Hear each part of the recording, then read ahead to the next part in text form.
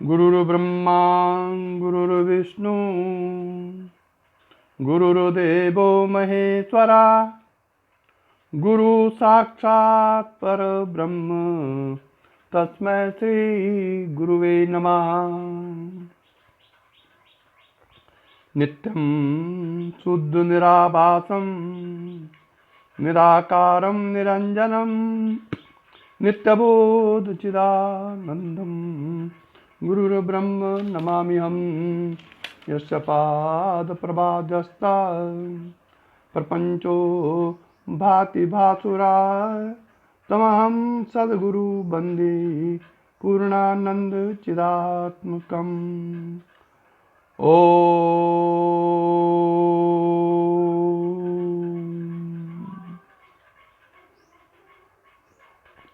अपार संसार समुद्र मध्ये सम्मज्जतो मे शरणं किमस्ति। गुरु कृपालो कृपया वदेतत् विश्वस्य पादाम्बुज दीर्घ नौका।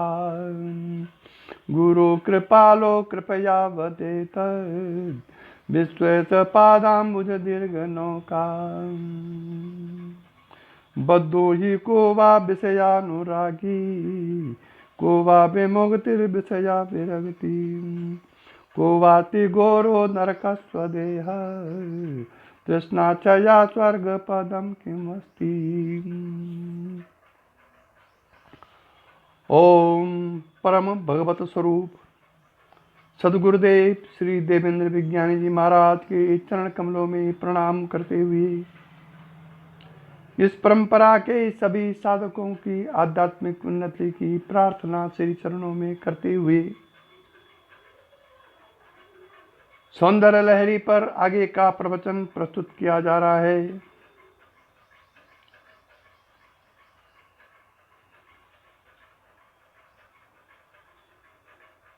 और 24वां श्लोक है इसमें सौंदर्य लहरी में, जिसमें कि ब्रह्मा विष्णु रुद्र और ईश्वर और सदाशिव का वर्णन किया गया है। 23वां श्लोक तक कल हो गया था, अब 24वां श्लोक है। जगत सूते धाता हरिरवती रुद्र छपयते तिरस्कुर्वन्नेत ले तत् स्वमपि बपुरी स स्थगयति सदा पूर्वा सर्वे तद इदं मनुग्रहति च शिव इस्त वाग्यम आलम्ब्य क्षणचरितयोर्भ्रूलतिकयो।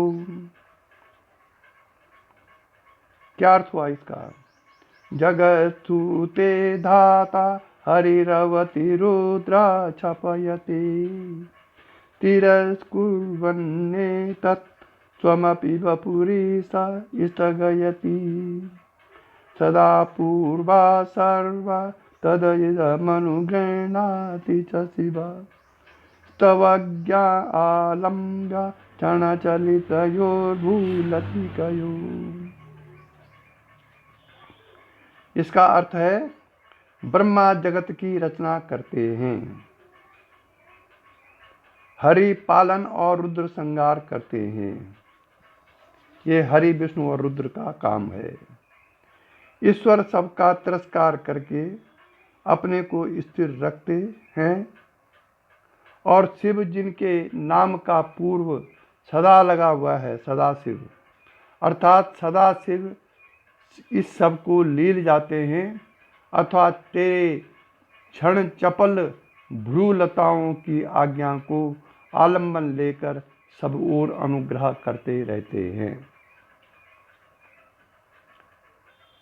अनुग्रहित का अर्थ है, अनुगृह्णाति का अर्थ है अपने में लीन कर लेता है, भी किया जा सकता है। तब इस श्लोक का अर्थ इस प्रकार होगा कि तेरी आज्ञा को पाकर भ्रूलताओं के इशारे मात्र से ब्रह्मा सृष्टि करता है, हरि पालन करता है, रुद्र संहार करता है। ईश्वर तीनों को तिरस्कार पूर्वक तटस्थ रहता है और सदाशिव सबको अपने में प्रलय के समय लीन कर लेता है। ब्रह्मा जिस सृष्टि की रचना करते हैं और विष्णु पालन करते हैं, उसका प्रलय के समय रुद्र संहार कर देते हैं। अर्थात ब्रह्मा और विष्णु के साथ रुद्र भी लयाभिमुख होकर महेश्वर तत्व में लीन हो जाते हैं और महेश्वर भी मानो तिरस्कार पूर्वक अपने नेत्र बंद कर लेते हैं, अर्थात वे भी बीज रूप सदाशिव में लीन हो जाते हैं। परंतु विश्व का प्रलय हो जाने पर भी प्रभव के बीज शक्ति सदाशिव में बनी रहती है, जिसके कारण प्रलय काल के समाप्त होने पर सदाशिव फिर नई सृष्टि का प्रभाव करते हैं। मानो वे भगवती की आज्ञा के अनुसार ब्रह्मा विष्णु रुद्र और महेश्वर सब पर अनुग्रह करके फिर पूर्व कल्प के अनुसार सबको नया जीवन प्रदान करते हैं। उपनिषद कहता है, यथा धाता पूर्वम कल्पयेत। फिर वही सृष्टि होती है जैसे कि पूर्व में सृष्टि थी, थोड़ा बदल के इधर उधर। यही भाव यहां पर कहने का है। अर्थात भगवती सबकी अधिष्ठात्री है, क्योंकि प्रभव और प्रलय दोनों शक्ति के ही कार्य हैं। ब्रह्मा विष्णु रुद्र और महेश्वर तो भगवती के कर्मचारी मात्र हैं। इसलिए अगले श्लोक में कहा गया है कि इनकी पृथक पूजा करने की आवश्यकता नहीं है, भगवती के पूजन से सबकी पूजा हो जाती है। ब्रह्मा रजोगुण, विष्णु सतोगुण और रुद्र तमोगुण के अधिदेव हैं और तीनों गुण प्रकृति के अंग हैं। अर्थात माया की अपेक्षा से तीनों देवताओं का अस्तित्व है। निर्गुण ब्रह्म मायातीत हैं। ईश्वर तत्व भी माया शक्ति के अधीन हैं। ईश्वर तत्व भी माया शक्ति के अधीन है। सदाशिव यद्यपि माया के स्वामी हैं, परंतु शक्ति का प्रभुत्व इतना है कि वह भी विवश होकर सृष्टि करने को बाध्य होता है। इसीलिए गीता में कहा गया है कि प्रकृतिम स्वामवस्तभ्य अभ्यसिजामि पुनः पुनः भूतग्राममिमं कृत्सन बसं प्रकृतिर्वशात्।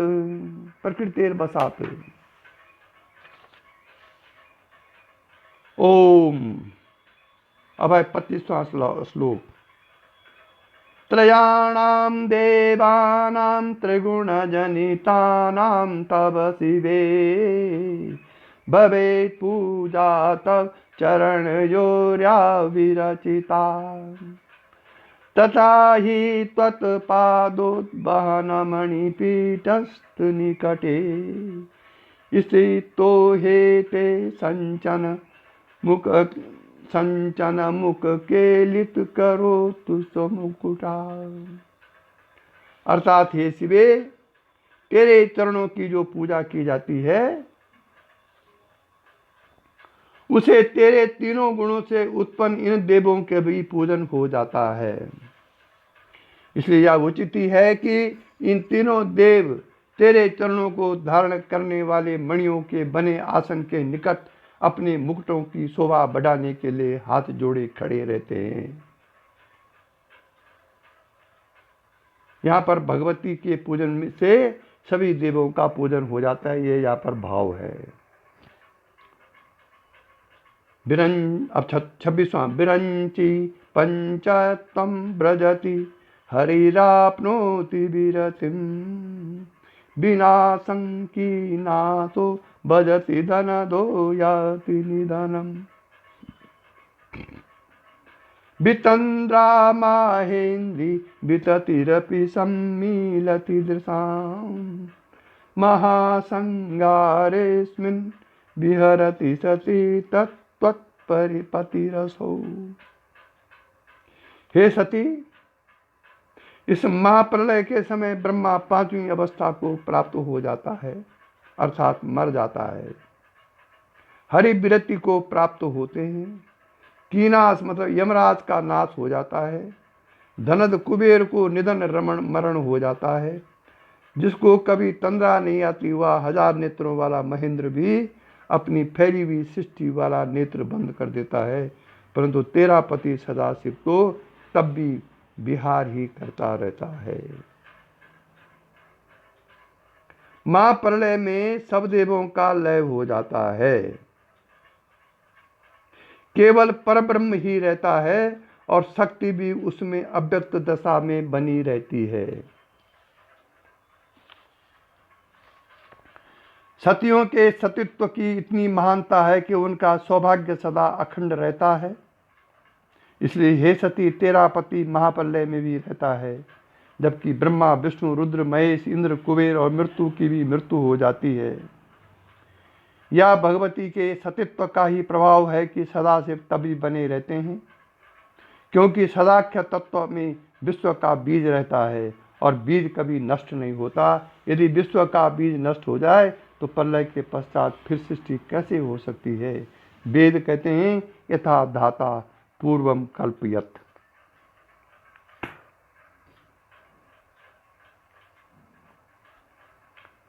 प्रकृति सबको गर्भ में लेकर महासुसुप्ति का रूप धारण करके ब्रह्म में लीन हो जाती है। प्रत्येक बीज के 2 दल होते हैं। उनको यदि घुन खा भी जाए, परंतु दोनों के संयोग से अंकुर स्थान नष्ट न हो तो देखा जाता है कि वह बीज अंकुरित हो उठता है। इसीलिए कहा गया है कि भूतग्रामा स एवायम भूता भूता प्रलीयते रात्रिगम्ये वस पार्थ पर्वत्या हरागमे। गीता का 8वां अध्याय 19वां श्लोक।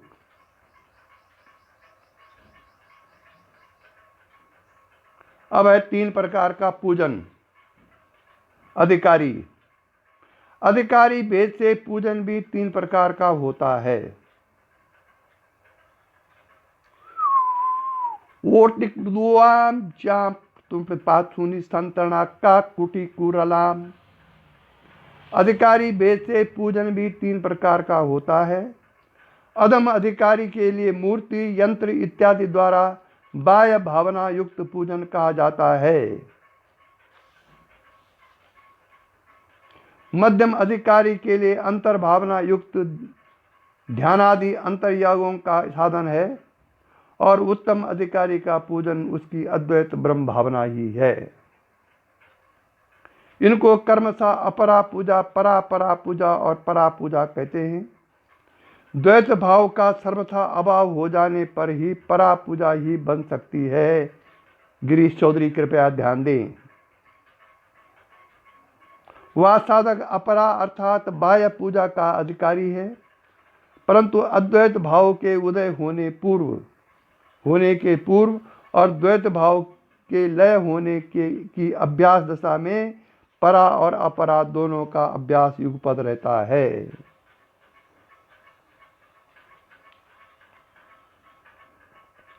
योगी ऋतंभरा प्रज्ञा के उदय होने के पश्चात परा पूजा का अधिकारी बनता है, क्योंकि ऋतंभरा प्रज्ञा से अविद्या जनित नाम रूपों के भेदोत्तात्मक संस्कार ऋत के संस्कारों से इस प्रकार नष्ट होने लगते हैं, जैसे सूर्य के उदय से पूर्व उषाकालीन प्रकाश से अंधकार में उत्पन्न होने वाली भ्रांति में दिखने वाले रूपों और नामों के संस्कार धीरे धीरे मिटने लगते हैं और सूर्य उदय होने पर रात्रि के अंधकार से उत्पन्न भ्रांति का सर्वथा नाश हो जाता है। पूर्व श्लोकों में भगवती की अपरा और परा परा पूजा का वर्णन था। अगले इस श्लोक में परा पूजा का रूप दिखाया जाता है। ऋतंबरा प्रज्ञा का अर्थ है ऋत अर्थात निरपेक्ष सत्य से भरी हुई बुद्धि।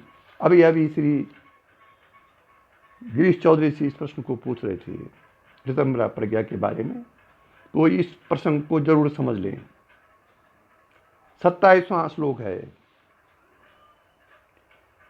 जपो जल्पा शिल्पम सकलमपि मुद्रा विरचनम गति प्रदीक्षिण्यम भ्रमणमसनादाहुति विधि प्रणामा संवेशा सुखम अखिलम आत्मरण दशाय सपर्यापर्यस्त भवतु यन्मे विलसितम। बोलना मंत्रों के जप सदृश, कर्मकांड सब मुद्राओं की विरंचना के सदृश, चलना फिरना प्रदक्षिणा के सदृश, खाना पीना आहुति के समान, सोना प्रणाम सदृश, सब दुख सुखों के उपभोग में आत्मसमर्पण की दृष्टि अर्थात जो भी मेरा विलास है सब तेरी पूजा है, पद्धति का कर्म है। यह है परा पूजा। क्या है परा पूजा? आत्मा त्वं गिरिजामति परिजना प्राणा शरीरम ग्रहम पूजा ते विषयोपभोग रचना निंद्रा समाधि स्थिति संचारा पदयो प्रदीक्षण विधि स्त्रोत्राणि सर्वाग्रह यद्यत् कर्म करोति तदखिलम शंभो तवाराधनम। जब ये भाव उत्पन्न हो जाए कि हे शंभो मैं जो कुछ कर्म कर रहा हूं वो सब तेरी ही पूजा है, अब आ गए आप अद्वैत भाव में। जो कुछ मैं चल रहा हूं, फिर रहा हूं, जा रहा हूं, इधर काम कर्म, वो सब तेरी ही यात्रा है, ऐसा भाव जब आ जाए तब उसको कहते हैं परा पूजा। यहां ज्ञान योग का लक्षण दिखाया गया है। इस पटोत्मक शब्दों के सार्थक एवं निरर्थक कर्म को जल्प कहते हैं। यहाँ तक कि वर्णमाला के अक्षरों के उच्चारण को एकाक्षरी मंत्र कहा जाता है। इसी प्रकार उनके योग से जो पद बनते हैं वे सब मंत्रों के तुल्य हैं और इस न्याय से सब जप के समान हैं। पूजन में हाथों के अभिनयों से अनेक प्रकार की मुद्राएं दिखाई जाती हैं और अर्थात मुद्राएं एक प्रकार के हाथों की क्रियाएं मात्र हैं, इसलिए विविध कर्मों को करने के लिए जो भी क्रियाएं हाथ करते हैं वह सब मुद्राओं के समान हैं। भगवती की व्यापक सर्वत्र है, इसलिए चलते फिरते समय सर्वत्र उस विभु की प्रदक्षिणा होती रहती है। जठराग्नि भी शक्ति का ही रूप है और वह अंतराग्नि अन्न पचाकर आत्मा को बलि पहुंचाती है। हवन अग्नि का कार्य भी हव्य का देवता तक पहुंचाता है। इसी अभिप्राय से उसकी एक कला का नाम हव्यवाहिनी है। इस दृष्टि से खाना पीना सम आहुति देना ही कहा है। दुर्गा सप्तमी में कहा है कि या देवी सर्वभूतेषु क्षुधा रूपेण संस्थिता नमस्तस्ते नमस्तस्ते नमस्तस्ते नमो नमः। सर्वभूतेषु सब भूतों में तू क्षुधा रूपेण है, क्षुधा रूपेण में स्थित हो रखी है। फिर गीता भी कहती है भाई साहब अहम वैश्वानरो भूता प्राणिनाम देहमाश्रिताय प्राणपान समायुक्ता पंचाम्यन्नम चतुर्विधम। अब इस मंत्र ज्ञानी का मंत्र हर समय सिद्ध होता है। एक कथा मुझे इस मंत्र में याद आ रही है कि संभवतः सन 1991 या 92 की बात थी। महाराष्ट्र से कुछ भक्त मेरे गुरुदेव को मिलने के लिए आ रखे थे उनके घर में, और रात्रि निवास उनका मेरे घर के बगल में होता था। मैंने वहाँ उनका इंतजाम किया था। उसमें एक भावुक भक्त थे, मैं उनका नाम भूल रहा हूँ।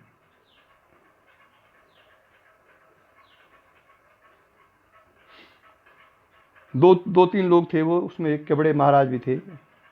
नहीं, केवड़े महाराज बाद में आए थे। दो भक्त थे वो, गुरु जी को बहुत मानते थे, महाराज से आए थे।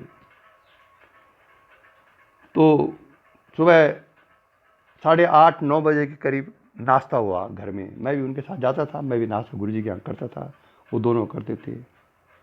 तो घर में नाश्ता बना परांठा, अचार, दही वगैरह।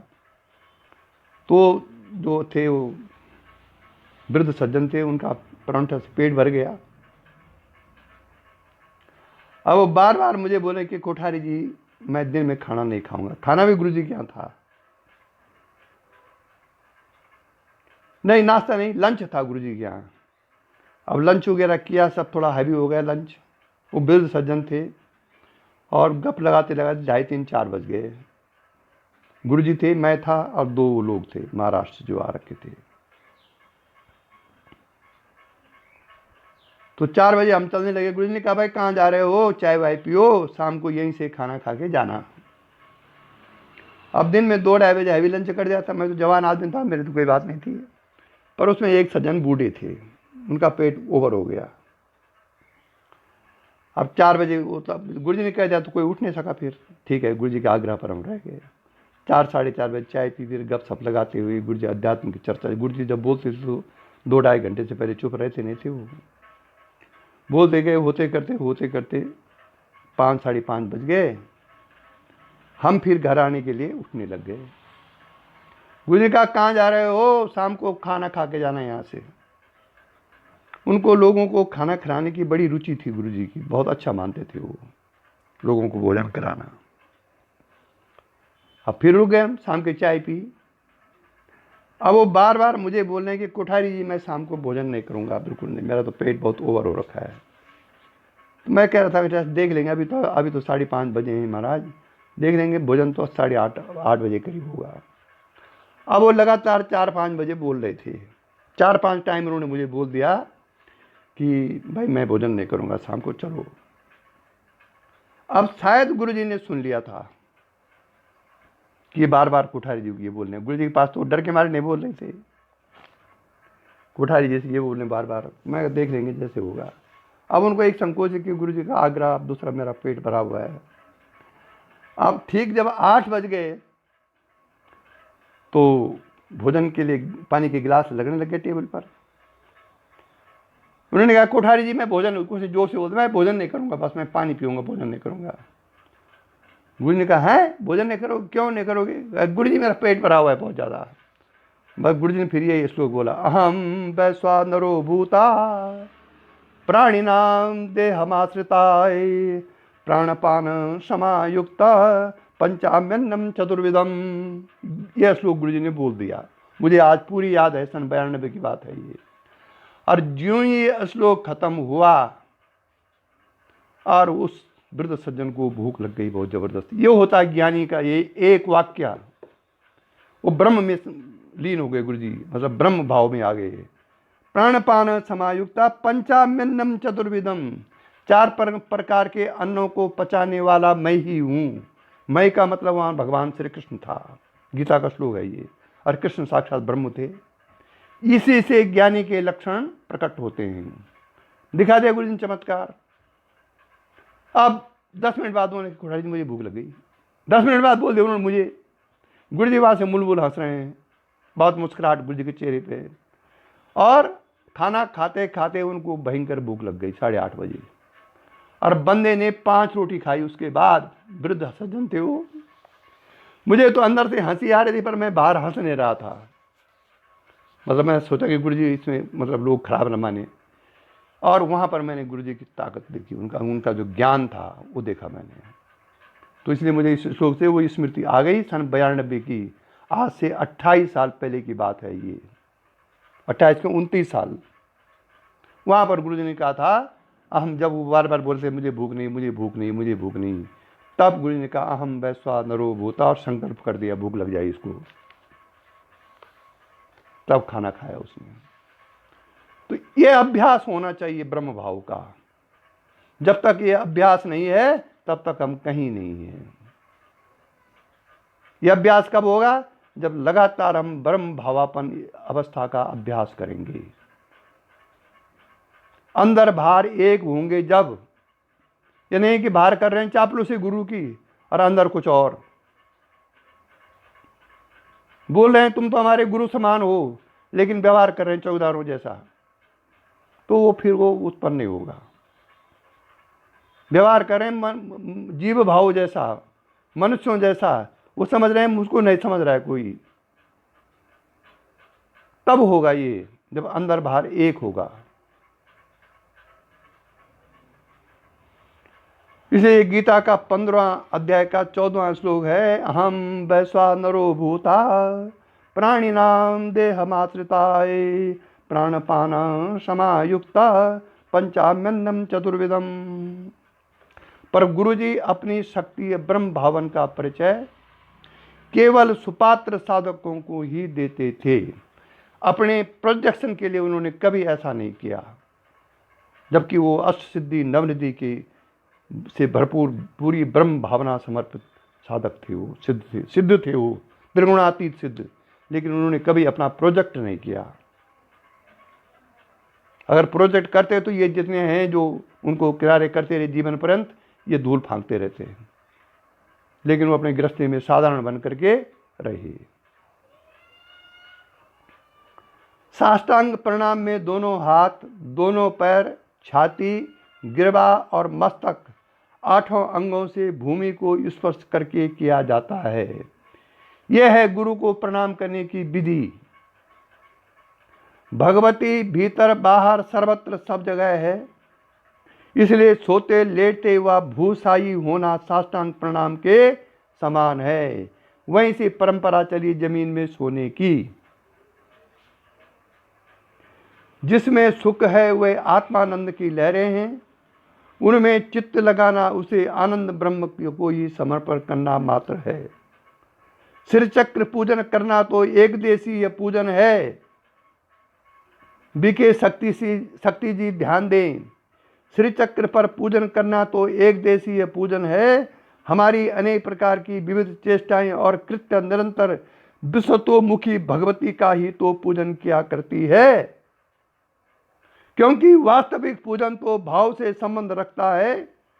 ब्राह्मी स्थिति में रहने वाले का लक्ष्य सर्वथा ईश्वर पद में लगा ही रहता है और उसके शरीर की क्रियाएं भी तद्रूप पूजनवत ही होती रहती हैं।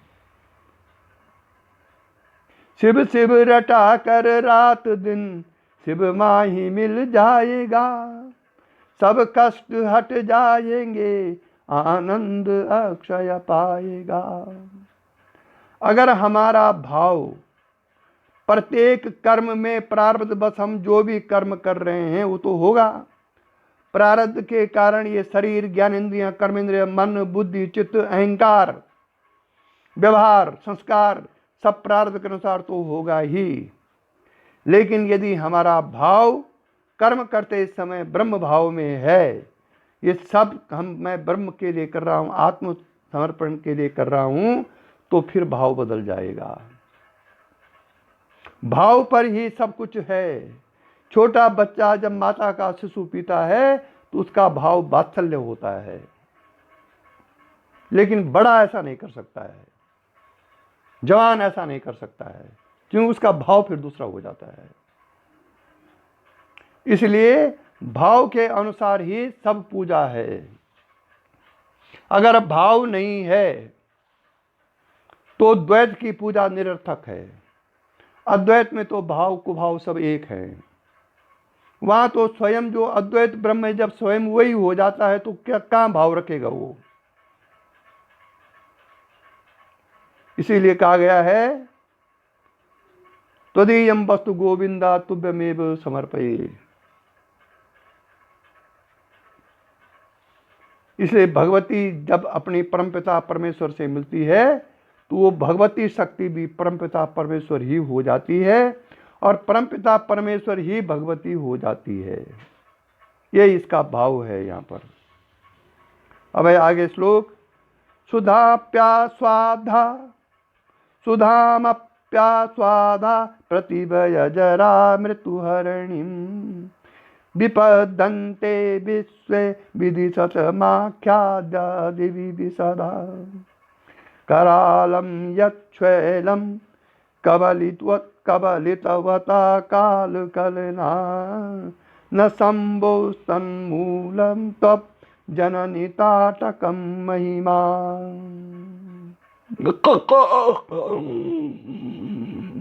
ब्रह्मा और शतमुख अर्थात इंद्रादि देवगण जरा मृत्यु का हरण करने वाली सुधा को पीकर,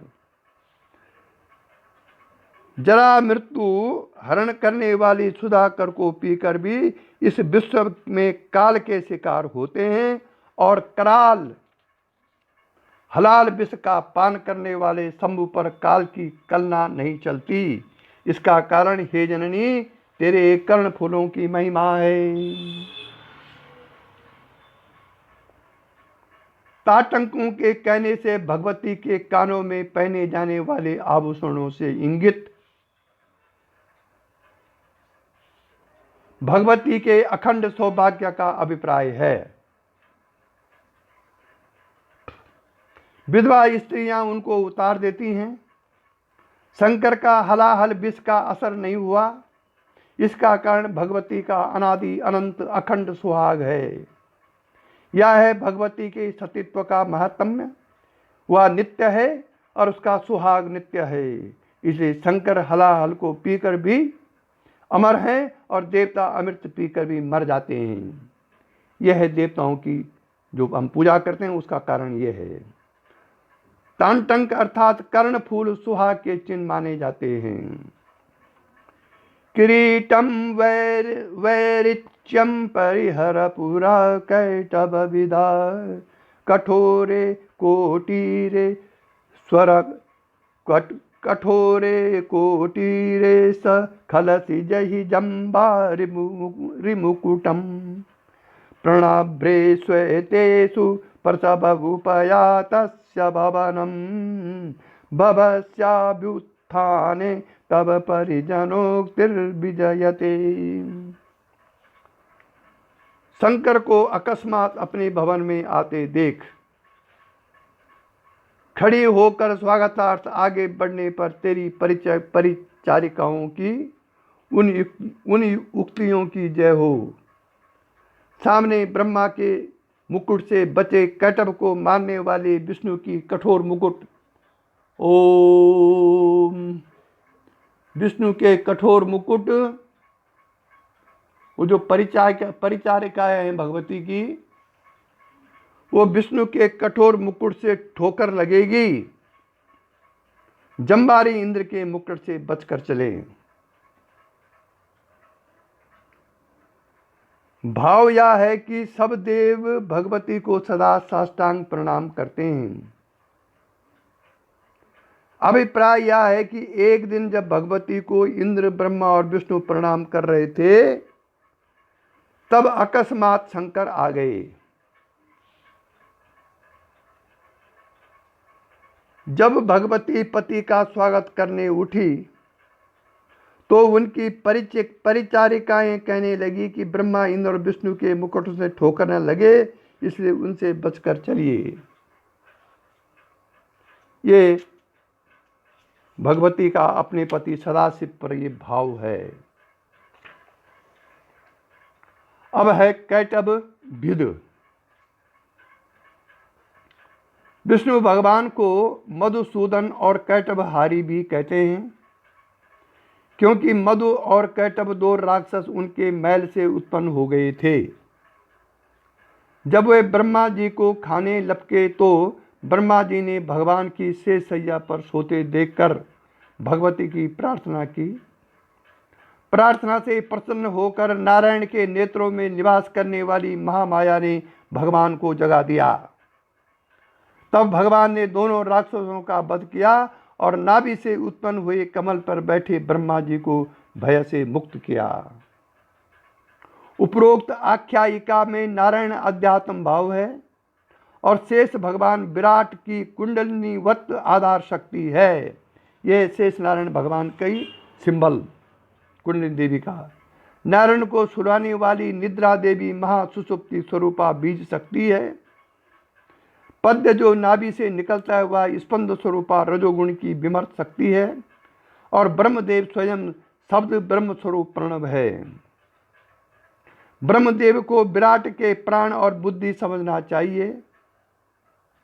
प्रणव का प्रथम स्वरूप ध्वन्यात्मक होता है और फिर शब्दों का रूप धारण करके वेदों के रूप में व्यक्त होने लगता है। वेदों के शब्दों से फिर उनके वाच्य अर्थ स्वरूप रूपात्मिका सृष्टि का प्रसार होने लगता है। शब्द से विराट ब्रह्मांड का स्रोत, स्रोत से आकाश और आकाश से स्थूल शब्दों का संबंध है। विराट भगवान के कानों से आकाश की उत्पत्ति कही गई है।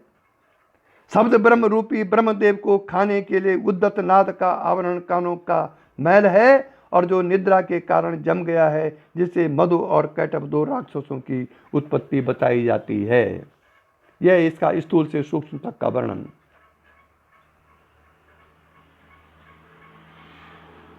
आलस्य, प्रमाद आदि की मादकता को मधु कहते हैं और ज्ञान के ऊपर आवरण डालने वाली भ्रांति विक्षेप आदि को कैटभ कह सकते हैं। कैटभ का अर्थ कीटवत आभा वाला किया जा सकता है। कान के मैल को भी कीट कह सकते हैं। कीट का अर्थ कीड़ा भी होता है, अर्थात कैटभ वह प्रकाश है जो मलावृत होने के कारण भ्रांति उत्पन्न करता है और जिसका प्रकाश कीटाणु सदृश है। वे दोनों ज्ञान के महान शत्रु हैं। भगवान के जागने पर अर्थात अध्यात्म जागृति होने पर, अर्थात शक्ति जागृति होने पर दोनों का नाश होता है, मधु और कैटभ का। दुर्गा सप्तशती में उस समय ब्रह्मदेव द्वारा की गई भगवती की प्रार्थना पढ़ने योग्य है, जो विषयांतर के भय से यहाँ नहीं दी जाती है। जागते ही शंकर से मिलने की आतुरता में शक्ति के सहस्रात में चढ़ते समय नीचे चक्रों को प्रणाम करते हुए ब्रह्मा, विष्णु और इंद्र के मुकुटों से ठोकर लगने की आशंका सूचक परिचारिकाओं के उपरोक्त उक्तियां स्वाभाविक हैं। मूलाधार में ब्रह्मा का स्थान है और तत्संबंधी पृथ्वी तत्व का स्वामी इंद्र है। स्वाधिष्ठान में विष्णु का स्थान है। ये दोनों चक्र अंधकारमय माने जाते हैं। अंधेरे में ठोकर लगने की संभावना रहती है, अर्थात साधक की शक्ति उन्नय पथ पर इस मंडल में रुक कर ठिठकनी नहीं चाहिए। ध्यान दीजिए, स्वामी जी ने किस प्रकार के वैज्ञानिक भाषा में शक्तिपात विद्या का यहाँ पर वो किया है व्याख्या। अंधेरे में ठोक लगने की संभावना रहती है और साधक को उक्त शक्ति उनमें पथ पर इस मंडल में रुक कर ठिठकनी नहीं चाहिए। ये उनका भाव है यहाँ पर। अर्थात साधक की शक्ति उन्हीं पथ पर इस मंडल में रुककर ठिठकनी नहीं चाहिए। कुंडलिनी शक्ति के जागृत होने पर शिव भाव का प्रादुर्भाव होना साधकों के अनुभव की बात है। परिचारिकाओं से विभिन्न चक्रों की योगिनियों का अभिप्राय हो सकता है। और इसी के साथ आज का प्रवचन समाप्त हुआ। कल 30वां श्लोक से शुरू होगा। 29 श्लोक आज हो चुके हैं और कल से फिर 30वां श्लोक से शुरू होगा। ओम यही दिव्य दृष्टि हमें दीजे भगवान, हो कण कण में निस दिन तुम्हारे ही दर्शन। लखूं नित्य सर्वत्र मूर्ति तुम्हारी, सुनो जड़ जगत से एक कीर्ति तुम्हारी। यही दिव्य दृष्टि हमें दीजिए भगवान, हो कण कण में निस दिन तुम्हारे ही दर्शन। ओ